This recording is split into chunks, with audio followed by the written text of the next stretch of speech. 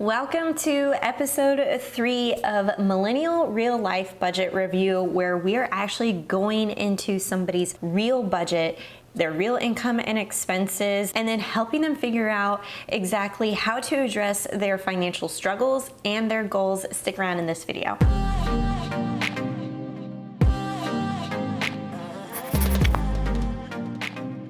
Hey guys, this is Justine with Debt Free Millennials, the channel to help you crush your debt and live payment free. And we are about to help a couple who is motivated, who is debt free except for their house, but they've got a couple of expenses coming up that they need help addressing. So let's go ahead and hop into the questions that I asked this person. So this is an administrative and financial officer who works for a nonprofit, and then she's also engaged. Her fiance is a master's student studying mechanical engineering. Now, they currently live in Ottawa, Ontario, so they are Canadian. Hey Canada, I did not forget about you guys. So I'm gonna help these folks out and see exactly what's going on. So I asked them how much money is currently in their savings account, and she said that they have approximately $90,000 in savings. Now that does include their investments and their TFSA. A TFSA is a tax-free savings account specifically for Canadians to put money in tax-free, and then they can also withdraw that money tax-free. Provides a lot of tax benefits for savings. Now I asked her, what is the biggest thing you are struggling with financially? And she said, understanding how to apply the digital budget to the physical spending statements and receipts. This one, I feel like it's gonna be really easy once I walk you through it. I asked, what are your top 2 to 3 financial goals you want to accomplish? Number 1, she said, build a big emergency fund. We got you. Number 2, pay ourselves first from our paychecks. Got it. And number 3, be able to buy things in cash, such as a car or a vacation. She also told me that her fiance and herself are both students, so they were trying to figure out exactly what their income might be while they're in school. They have some scholarship coming in from her fiance's master's program, and then she was going to work part-time. Now, they are getting married in July 2023, so that's roughly 8 months from the time of this recording. And so they're going to have wedding expenses pop up periodically, and they want to be sure to have cash set aside for that.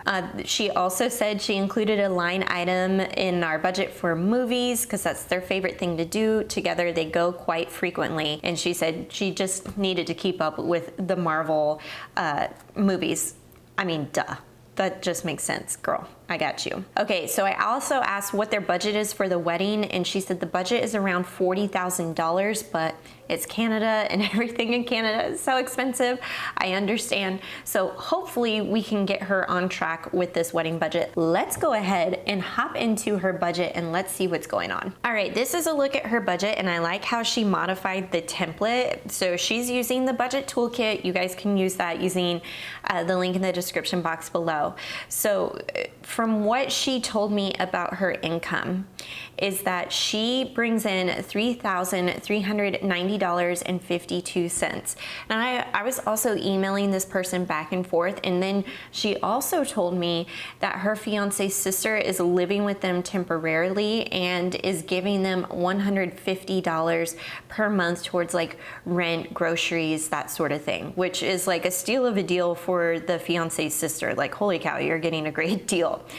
Also, this person told me that her fiance does have about $1,800 for this school year that's coming out in scholarship money, but it gets dispersed in random times, so it's not monthly, but that would be another $150 per month. So if I included that, if they could parse it out, it would be around $3,700 in income altogether. So I'll just keep that for now because I know that money does come in sporadically for them. And then let's go ahead and take a look at their expenses. So their mortgage is only $1,400 per month. I say for Canada and for Ottawa, that's really good. That's really good.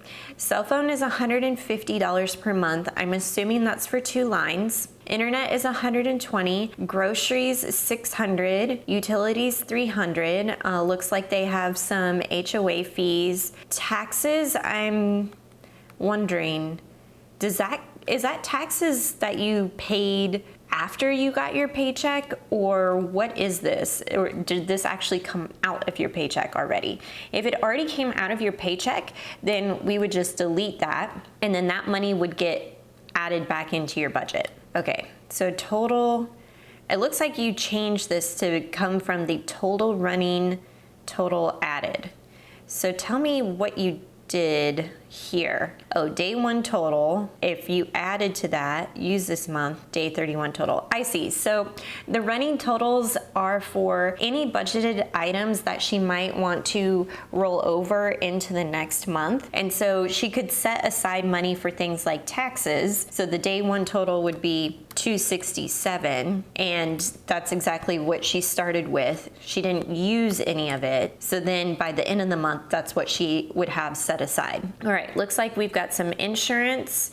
So homeowners insurance, pet turtle fund. I love that. Do you already have the pet turtle, or are you saving for it? And I guess you already have it because it's a fixed budgeted item. If it was saving for it, then you would put it under future, which would go down here. We'll talk about that. There's actually a lot of fixed items here. Spotify, Amazon Prime, Disney Plus, a magazine subscription.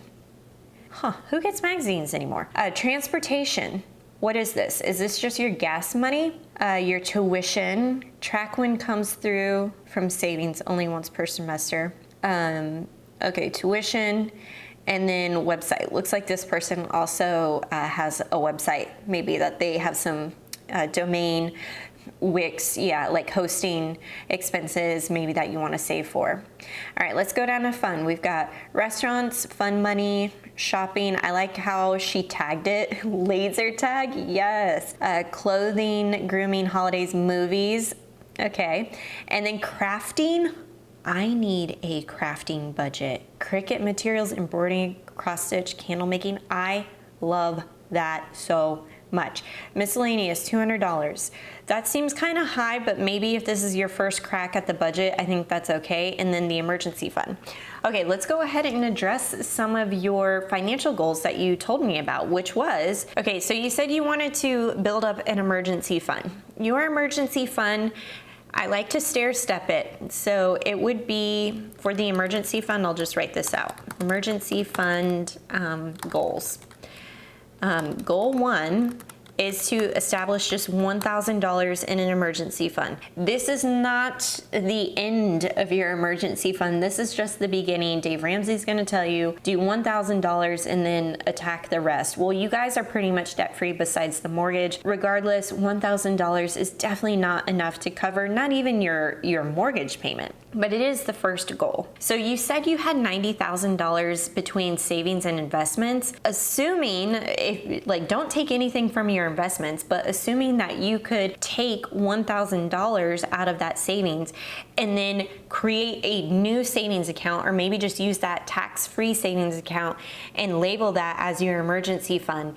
Start with the $1,000 and boom, you have it.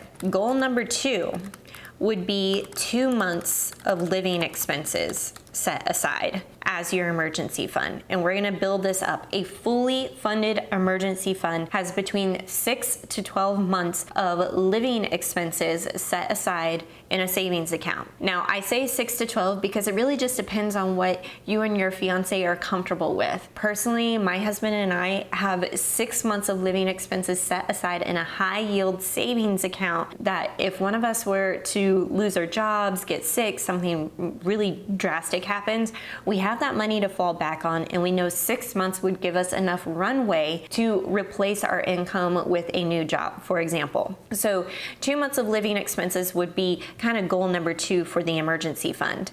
And now your emergency fund is going to include things like your mortgage. Let's go ahead and sum this up actually. Your mortgage, your cell phone, internet, groceries, utilities, HOA fees if you are still in that same area. Let's go ahead and include your health insurance. And we don't need to include any of these subscriptions, but definitely transportation. So I think I captured everything in that because we've got your mortgage, cell phone, internet, groceries, utilities, HOA, insurance, and your transportation. If there's something else that truly does need to be included, then just change this number. So it looks about $29.36 is equal to 1 month of living expenses. So if I was to do for goal number 2, would be $5,800 would be goal number 2. So goal number 1, $1,000. Now we're going to build that $1,000 to $5,800. And then goal number 3 would be to take this and multiply this by 3 to get $8,800. So that would be, goal number 3 would be 3 months of living expenses. Then finally, goal number 4 would be a fully funded emergency fund. And then you would choose whether it's 6, 9, or 12 months, whatever you feel comfortable with. All right, so if we were gonna do, 6 months, then that's going to be roughly $17,000. Let's see. Yep. So $17,650. If you had that amount of money set aside in a savings account, would you and your fiance feel really safe, secure, and comfortable knowing that any type of emergency or pending recession that would come into play, would you feel like that amount of money could get you by, 6 months of living while you figured out what you were going to do for income? I would say yes. So that is how I would build up your emergency fund. Okay, your next goal was to pay yourselves first from your paychecks. So I think a really great way to do this is to, when you get paid, and figure out what that is, bi-weekly, weekly, once a month, the day of payday or the day after, set up automatic contributions into your savings and into your investing accounts. When you automate those contributions, it's just done. Like, you need to treat that savings like you treat your mortgage payment. It is mandatory. You do not have the option to not pay those things, and so you need to think about paying yourself in that regard. I have to pay my mortgage, I have to pay my utilities to keep the lights on. I have to pay myself this savings if I want to hit my financial goals. So whether that be, saving for the car, vacations, your wedding, it needs to be automated into a separate savings account. And a hack there is to create a separate savings account for those big bucket items. Like, I have a separate savings account for a car and a vacation fund, and then I label those things. Kyle and I were really wanting a Jeep Wrangler, so we called it the Jeep Wrangler Fund instead of savings account 27435.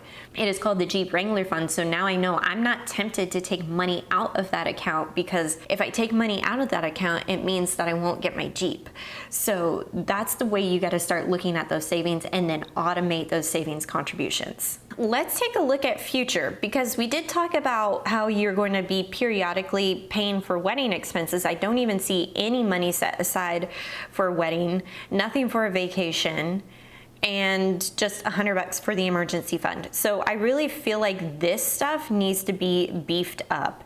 And if I go back up here, we still have $521 to play with. So I think this is where, because the wedding has a much more immediate need, this is where I want to make sure you have at least $1,000 in your emergency fund. Then you can still contribute to the emergency fund, but maybe not as heavily.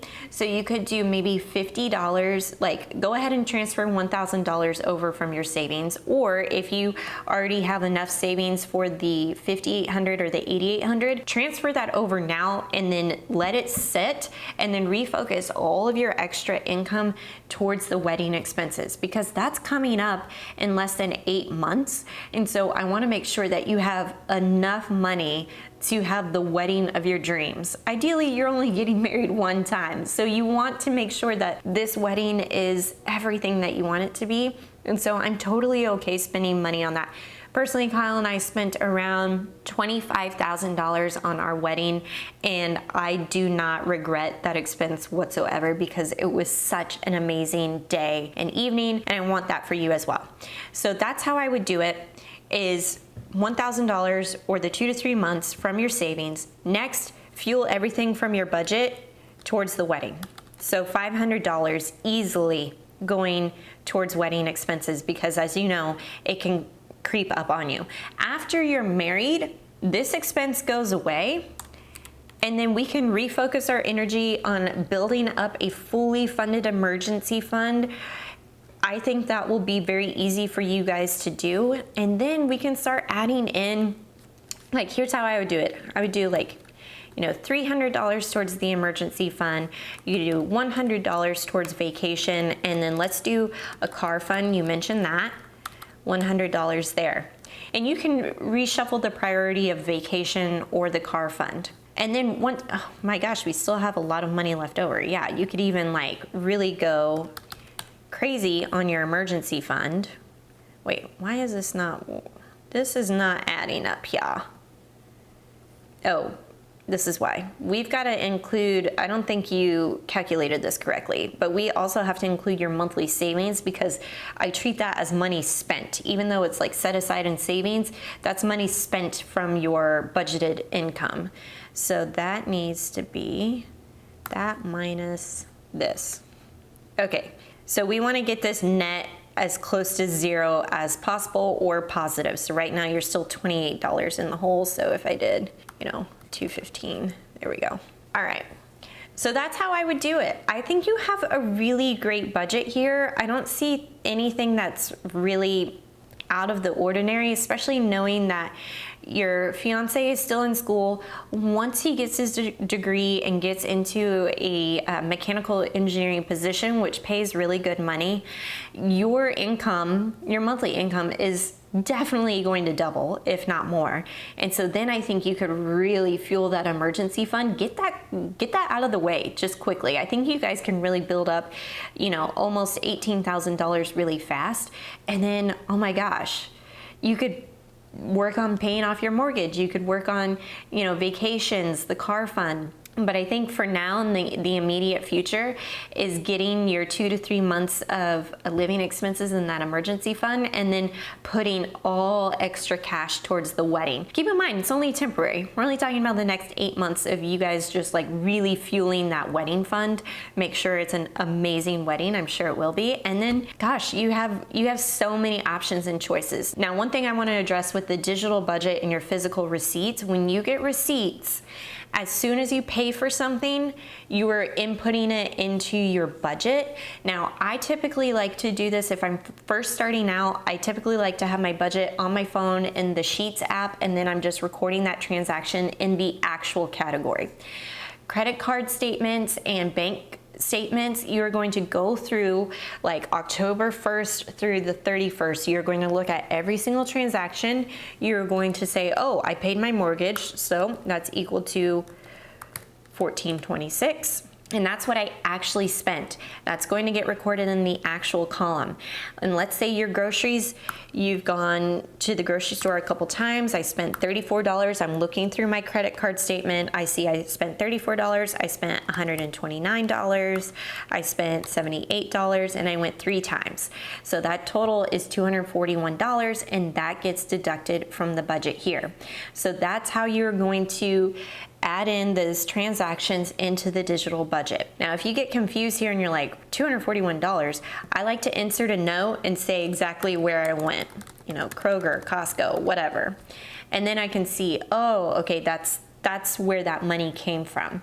So this is a little bit more of a manual process than what you would do with an app. But what I like about the spreadsheet is that it actually gets me to feel each and every single transaction. An app is just gonna spit out that total number, and you're like, oh, cool, yeah. I feel like when you're actually in the numbers in your transactions and your statements, it's going to help you see like, oh my gosh, I really did spend money on Amazon purchases 10 times this past month. This is an issue, rather than looking at the final total of those expenses. So that's how you marry those two things together. I think the spreadsheet is a really great blend of digital and manual work, and it helps you and your partner come together at the table and say, okay, this is what happened. What do you think? What are some things that you would change? And that's how you address the digital and physical, blend them together. Okay, I hope that was helpful for you in figuring out your financial goals and how I would work through your budget to help address those goals. Don't forget, if you want to have your budget anonymously reviewed on the channel, you can fill out the Google form below. The more details that you give me, the better financial tips that I can give you and how I would work your budget to fit your financial goals and address some of those struggles that you might be having. If you like these types of videos and you want to see more episodes of Millennial Real Life Budget Reviews, be sure to give it a big thumbs up, and I'll catch you in the next one.